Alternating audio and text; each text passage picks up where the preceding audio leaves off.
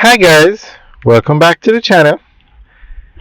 So it was announced today that China Harbor Engineering Company is going to be the contractor for the SPARK program.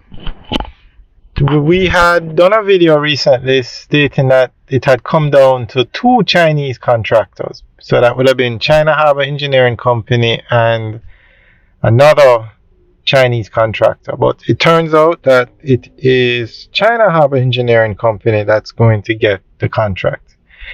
And they hope to start work this month in December. Now, what this project is the government is going to be spending $45 billion to fix 2,000 roads. $5 billion is to go towards drainage and pipeline, and the other $40 billion is to fix the roads. So we're going to go through an article that gives more information on this. Today, Thursday, December 5th, 2024, was the official signing of the contracts for the SPARK program, which took place at the office of the Prime Minister.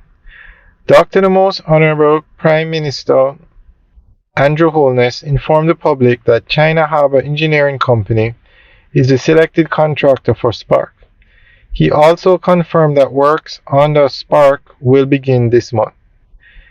Minister without portfolio Robert Nestor Morgan announced the launch of the new SPARK website.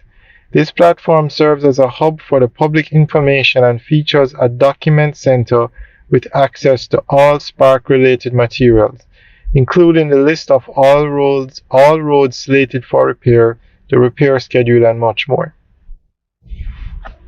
And the website is sparkjamaica.gov.jm.